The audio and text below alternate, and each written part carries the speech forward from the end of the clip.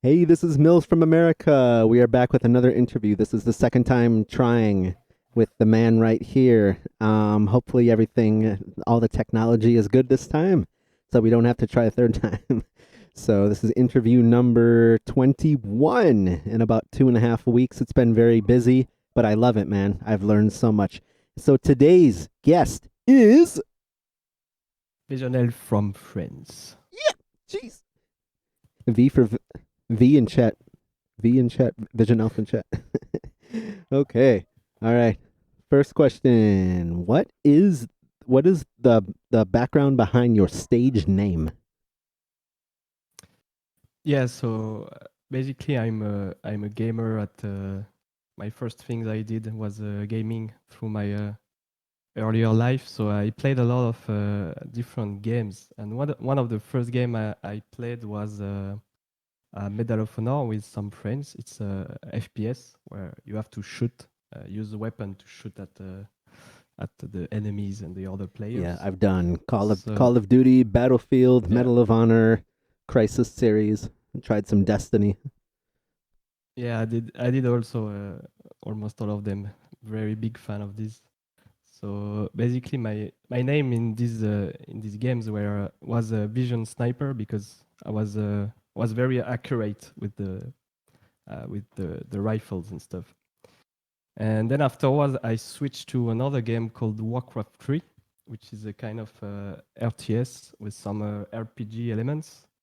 And like you have different races, like the human, the orcs, and another race that is called the Night Elves, which is basically a night elf in short. And basically, I wanted to name myself Vision Sniper, but it was not possible. So I just did a mix between Vision Sniper and Night Elf. So I took Vision from Vision Sniper and Elf from Night Elf, and it gave me Vision Elf basically. So Very basically, you were a Christmas elf who knows how to snipe from 2,000 we can meters away. we can kind of say that, yeah. All right. Oh, let me mute my phone. Forgot to do that. Okay. Cool. Okay. A non-beatbox background about yourself, such as like musical influences, things like that. Yeah, so as I said, I'm a very big fan of gaming. So one my most my first hobby was gaming basically. But after that, I switched very quickly to music. Well, I did the two at the same time because I started practicing and learning drums when I was very young. So I did drums for about 6, 7 years, something like this. Then I stopped and I switched to guitar very quickly. Not very good at guitar, but I know how to play very basic stuff. And then I switched to piano, where also I took some lessons and practice a bit the piano. I'm same thing. I'm not that good, but I know about the instrument. Anyway, and then I switched to the wonderful world of computer assisted music. Which is basically using a software to create music. This is basically how every modern producer Yeah. creates the So music, I'm guessing that's electro and like stuff. Final Cut, Logic, um, basically DAW, Yep. digital audio workstation. I DAW. think. Yeah. Yeah. Yeah. I started using FL Studio when I was very young, but I really got into this in like 5 or 6 years ago, something like this. Um, and also another thing that I didn't mention in the first interview, that was that I'm a very big fan of. I think this is what started me for doing electronic music using computer. It's basically I'm very fan of French rap. French rap between 93, 94, and 2000. It's very specific rap that doesn't really exist nowadays. It's very old school rap. And basically, in this style, you have a lot of instruments that uses the samples, like samples here and there, like for the drums, the melody, or anything like this, everything like this. So, And basic, a question about yep. that. So, is that basically kind of what like Fire Bras and TNB, like what they would try to put in their music, or not really?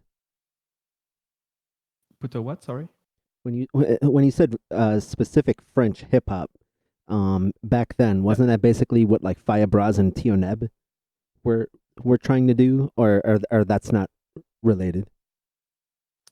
I think that's similar. I didn't listen to everything that Tioneb and Firebras did, so I'm not sure which one you are talking about specifically. But I guess this is kind of the of this. I guess this is kind of the same style, yeah, because they are very old. So I guess this is their generation. So this is kind of a common step. So yeah, I started. I loved these instrumentals, like the music behind the track, where you have samples of a very no, unknown songs, and they flip it, they edit it, and you have after that a very good instrument for the track. So this is kind of stuff I started doing on FL Studio when I started doing music, And and then I switched to electronic. Okay. So basically, before you switched to electronic, that type of hip hop, was it basically like the boom bap? Yeah, this is the boom bap. Yeah, Boom bap. Okay. So now electronic, now you're talking like house, techno, drum and bass, like that. You mean? Okay. yeah. I have still my first tracks were a bit like hip hop, kind of similar to what I listened before this rap, and then I switch very slowly to trying some new stuff, trying some stuff that I didn't know a lot, like techno house, and lately I'm into bass house, which is also something I didn't know, and I'm trying to do this kind of stuff. So bass house, I've Very actually never really heard of that. very Is fun. that basically kind of like basically, as the name suggests, like a lower frequency house, like with like the low trombone tuba kind of thing, like that Gasper Grom does? Uh, I don't think so. It could be. It's very similar. It's a very specific things. Basically, the perfect example in loopstation would be Headshot by the Mind. It's Oh basically yeah, bass where house. he drops everything like at least one octave lower. Headshot, headshot. Yeah, kind of the stuff like even the main bass line is like the thing that is used as a melody. Like there is not melody, but there is this very unique bass line. And basically, I learned that like a year ago or something. But the headshot melody is a cover of of a bass house track that exists, Oh, so the which is da dum that yes, one. yep. So just This so is a so like song. literally da na na, like you're saying that Yep. you're saying that's actually a cover of an old thing. Yeah, this is basically the bass line of Chicken Soup by Skrillex and Abstract. So I discovered the bass house when someone in the comments of my video told me like, oh, it sounds like Chicken Soup, and I checked this, and it was exactly the same thing. And then after that, I just went into searching for more bass house, because this kind of music it's very recent. Bass house is very recent, like it's maybe 2010, something like this. So it's very modern music, and I love the rhythm, the drops, and everything basically. So it's pretty good. It's interesting you mentioned the year 2010 because I feel like there were other electronic genres that popped up at that time too. Like I think dubstep, um, Yeah, like exactly. started the Because exact same the time or something like that. this is very similar. Bass house can be at some points like bass house is basically a mix between rhythm, dubsteps, and house. Well, for me, this is how I define it. So yeah, all these genre, dubstep, bass house, other house and rhythm dubstep and everything like this, like with huge drop, with huge screeching sounds. Is it how it calls? The screeching is Uh, like the high pitched. yeah, Yeah. very high frequency stuff and stuff like very powerful electronic music. I think they all emerge at the same time Well, in 2010 or I definitely even learned before maybe. I definitely learned something. Which is kind of the point of these interviews: education, motivation, and inspiration. Okay. Wow, we just Nice, covered a lot. thank you. All right. Now, the background behind solo beatbox. So basically, like, where did you first learn like basic boots and cats? Like, some people have answered this question like, well, I saw Joseph Pupil, I saw a Napalm clip roll like this or something, and that inspired me. So what is your solo beatbox like boots and cats background? I have known beatbox background except for the part where I learned drums. I was often doing some drums with my mouse, but it wasn't beatbox level. It was just like randomize, boom boom chak, something like this. But this is the only thing I did before I bought the loop station. I kind of entered the beatbox world through loopstation. I knew loopstation before beatbox, basically. No, it's not true, but I got interest in beatbox through the loopstation. Of course, I knew beatbox before the loopstation. That's that's normal. But yeah, I never really did anything in beatbox. I'm just currently I'm working on the loop station, and obviously when you do the loop station with the mic, so I don't have any instruments or anything, just use the mouse. So obviously when I'm practicing the song, I'm practicing the beatbox sounds. So the kick, the snare, the hi hats, the singing maybe sometimes, but that's all. I don't have any other background on the beatbox side, basically. Yeah, so I think that that's something you and I have in common is like we've kind of like with like the boom chaka chaka whatever, and then we just kind of got the loop station, and then that's when we started getting more serious of like actual, and then like how to like you can actually put dynamics, you can equalize, you can filter, you know. Yeah. Um, yeah, so the only difference between that is like I came from the very classical background, and so I mean that's the only difference. But you and I are in the same boat with that. Okay, so then that I think you pretty much answered most of my next question was taking us from your solo beatbox background into your RC505. So like some people they started on chaos pads, some people did like the old school RC I think it's called the RC300 where they had Yeah. the five guitar things and they had to smash them whatever. So like how did you find out about 505 and like that? Yeah, so as I said before, I discovered basically the loop station. This is the thing that got me into this. Um, so basically, I watched. I think it was December 18. Yeah, December 18. I stumbled upon the legendary round MB14 Saro, basically. So the best round to date on in loop station. I guess I think. Anyway, I watched this video and I was like, okay, that's very good thing. How did he do that? What's the work behind it? How does the loop station helps him in doing what he does? I'm especially talking about the auras by Saro. So the first round of Saro. I wasn't really fan of MB14, but he did very two great rounds. But this is not what the kind of stuff I liked. But anyway, I look at this match and I just fall in love with the Saro music. So it was pretty nice. So after that, I just started looking into more battles, loop station battles. So I watched. I think like in 2 weeks, I watched all the loop station battles that was on the YouTube channels.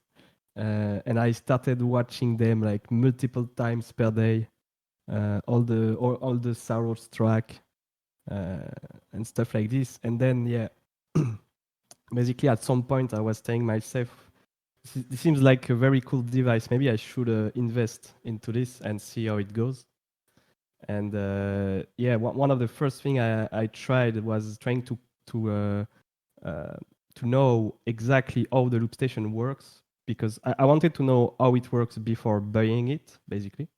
So I watched a lot of videos trying to see, okay, here there is a delay, panning, reverb. I know these effects, so I'm pretty sure this is the kind of stuff there is in the loop station.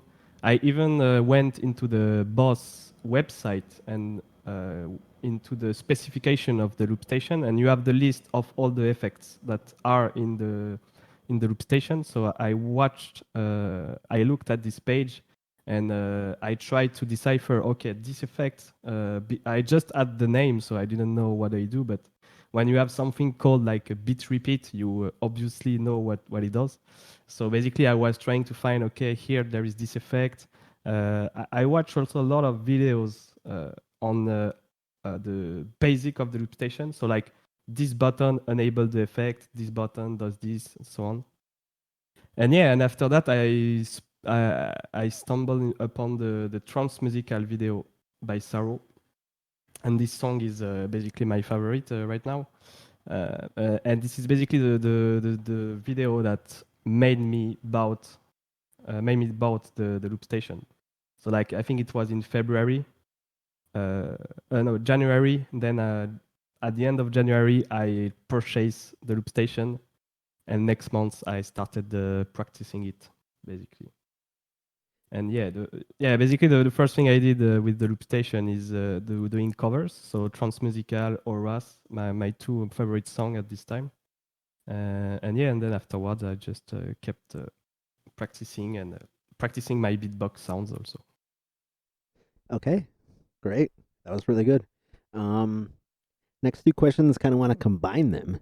Is like how is your 505 now? So you've done some YouTube originals, you've done a ton of tutorials, and we can talk about that a little bit later. Um, Yep. if you want to kind of mix this question into like what is your loop style? So basically talking about your 505, what you've been doing with it now. Yeah, so basically one of the first thing I wanted to try when I started doing the loop station and starting doing some good tracks that I liked is thinking about trying a championship. So basically the French championship. We can talk about that later. This is another question, but yeah, basically this is the first thing that I thought about. So trying to battle. So basically the loop station tracks that I'm building are built for the battles. So they are 3 minutes long, no pre-recorded track, everything is live, stuff like this. So this is the kind of stuff I'm doing right now. And because of my lack of beatbox skills, I'm doing very simple beats. So it's mostly house techno or something like this, like the basic kick, hat, and that's it. Kick, snare, and that's it. So this is the kind of songs, kind of style I'm working on is the techno house and very basic stuff like this. Also taking a lot of inspiration from the best beatboxer, obviously. I have some rhythm that some drum beats that are very similar to Saro or to Rhythmind or yeah, just my favorite loopers basically. So I take a lot of inspiration trying to build around that, and yeah, that gives that gives the style I have right now. And basically, yeah, the main things I'm doing in my tracks is a lot of ambient melody or like chords, stuff like this. Very simple melodies with chords, minor chords. More specifically, this is the kind of stuff I like to do. Even on even on electronic music, computer music. I do minor chords every time, and then yeah, just build around that very a nice hearing track, and then after that, trying to drop on something very powerful, because apparently this is something that a lot of people likes and that I likes too. So this is the style I'm working on. Did you ever do chill beats? Like just things like just to showcase, just to chill. What I like to do, so I do some live streams on YouTube, and what I like to do is improvisation. So it's mostly, again, it's mostly techno and house, so kick, snare, and just random, oops, sorry, random melodies, random chords, and then just trying having some fun with the effects, filter, very chill effects, filter and stuff like this. So yeah, I already tried it. I have one song that is kind of chill, which is the first one I published on my channel. But yeah, after that I tried making some more powerful drops, powerful music, powerful tracks. All right, excellent. Okay. Next question. I want you to describe all your tutorials, and I think you started some reaction analysis videos. So if you want to talk to us Yep. about that, about your teaching style. Yeah, so basically I started streaming a long time ago in 2011, something like this. And the first things I did was teaching streams. So basically, I was using a software on StarCraft 2 that was called the map editor. And I was very good at it. And I wanted to teach to others the joy of mapping, creating a game for StarCraft 2, basically. So I do tutorials. I did a lot of tutorials with these streams. And so basically, when I got the loopstation and I started covering the tracks, and I saw that I was doing okay, I thought maybe I could create tutorials for the covers, for the original tracks. The first thing I did was uploading the covers on my YouTube channels, and then a lot of people asked me, "Can you do a tutorial on this, tutorial on that?"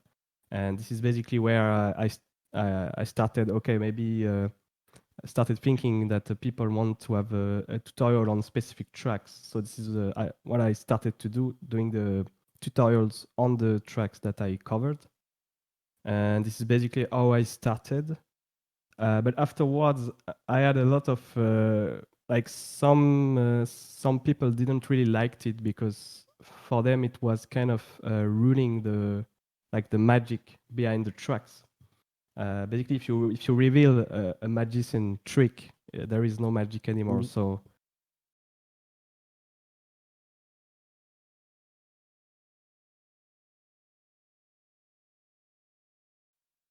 yeah, I agree with that too. Basically, what the main thing was, the thing with Brez is that he's doing his own tutorials for his own tracks. So this is okay. He does whatever he wants with his tracks. The problem that I have on my side is that it's not my tracks. So, and I never asked permission for doing tutorials on this. But at the time, so this reflection is very recent. At the time, I wasn't really thinking about this. I just wanted to do the tutorials because for me, the best way to learn something is to learn from the best, and reproducing the tracks of professionals is basically how you go with the learning process. This is what you do when you have a guitar. When you have a guitar, you play Oasis, Wonderwall, you play Smoke on the Waters and stuff like this. So you play the tracks that already exist, and it's not a problem. And basically, the same thing for me in the loop station. When you have a loop station, you learn some tracks that are accessible. So for me, that would be songs like Horace or Transmusical or other stuff. And this is why I started making those tutorials.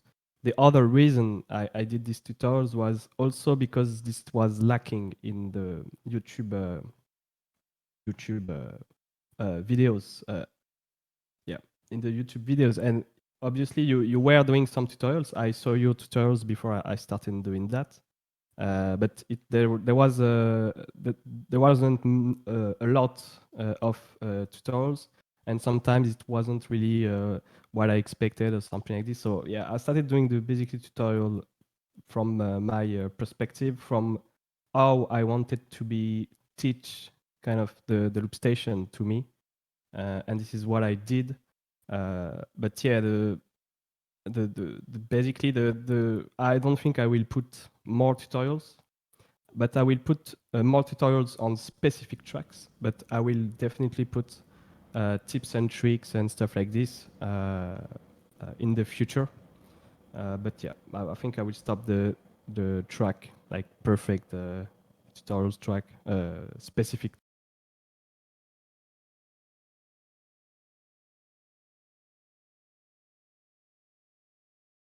Yeah, the process of finding the tracks is pretty simple. Uh, so obviously there are a lot of stuff that you can deduce just by hearing or by looking at the by the loop station in the video or something like this. And most of the time when there is not much information on the sound or the visual part, I often try to sample the sound in the loop station. So I plug the loop station in the computer, enable the sound in from the PC to the loop station. I record the sample on a track, and then the first thing I try to do is guess the effect. So for me, in the case of wave, it was for me it was a roll because of a few things. So I started using the roll, and then I just started playing with the time parameter to see which one is the best, which one is sounding similar to the original, and that's basically my way of exploring and try to analyze the sounds, the tracks of the loopers.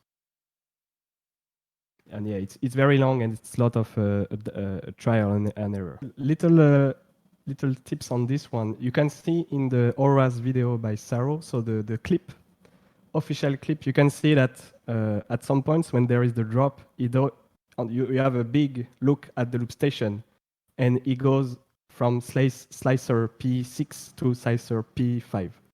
It's in the video. Yeah, little tips. Yeah, so in real life, none. I never met uh, any beatboxer or anyone close to this community. But online, when I started doing my videos, tutorials, and stuff, I got some. I got a bit notified in the French beatbox community. So I got a lot of comments about the French beatboxer. One of the first one was Dunce, which is which tried to qualify from the French championship. He got through the elimination stage.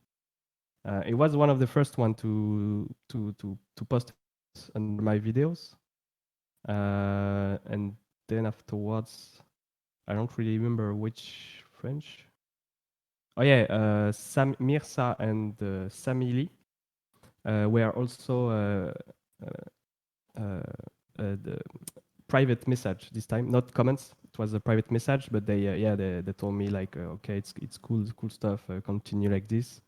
And Mirsa even told me like, go in the next French championship.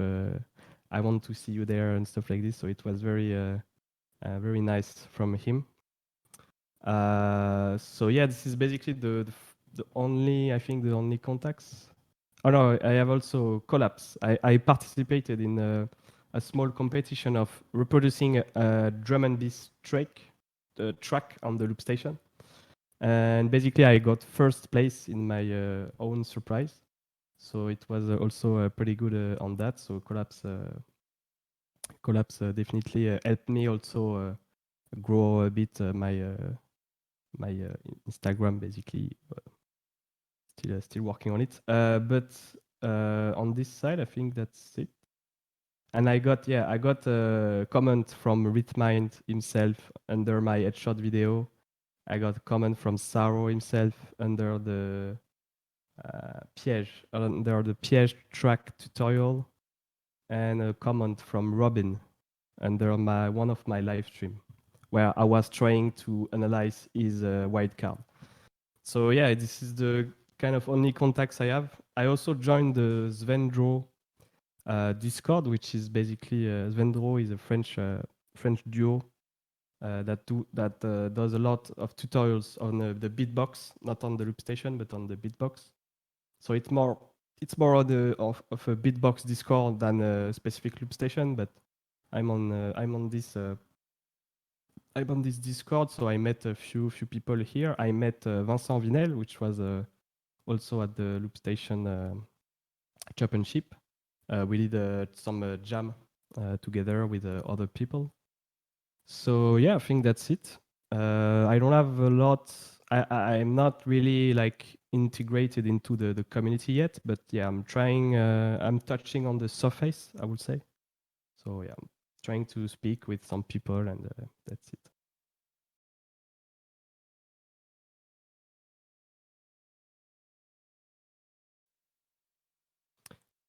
So basically, currently, one of the things I would like to do, is participate to the French Championship loop station category. So there is no date or announcement yet. So I'm not sure if there will be anyone this year because of the COVID. So we will see how it goes. But it's something I would like to try. And the other thing I would like to try is recently the online world beatbox championship, I think it was called. The, yeah, I will try to submit a wild card. So currently I'm working on the wild card for this.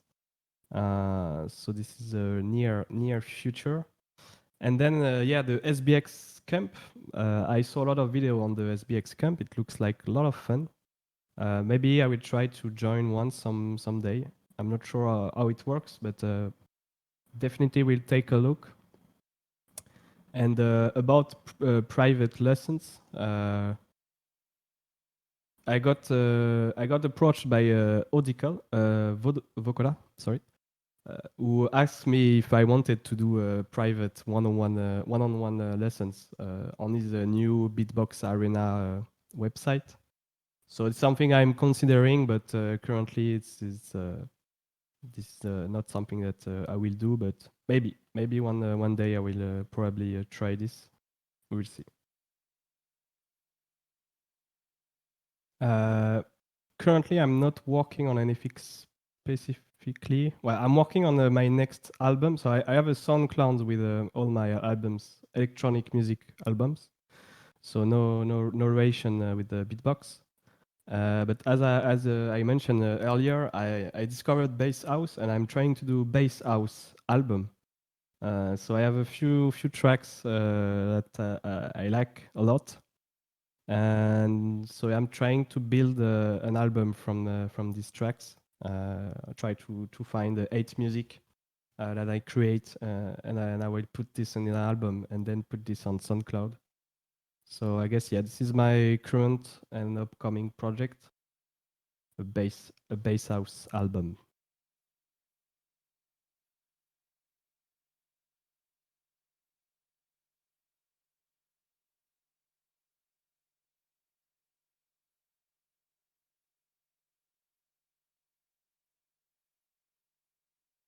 Yeah, I think it's better to give the shout out before. Anyway, so yeah, shout out to you in the first place, because thanks for the interview, and thanks for all the different interaction we had before. A shout out to Collapse with his competition, and he shared my Instagram stuff, so it was really nice of him. And I think that's it. Shout out to everyone who supported me, who supports me with all my new tracks, tutorials and stuff. So yeah.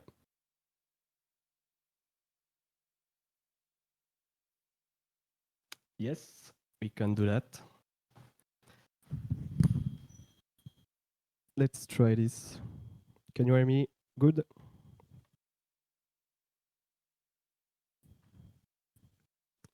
I will change the angle a bit.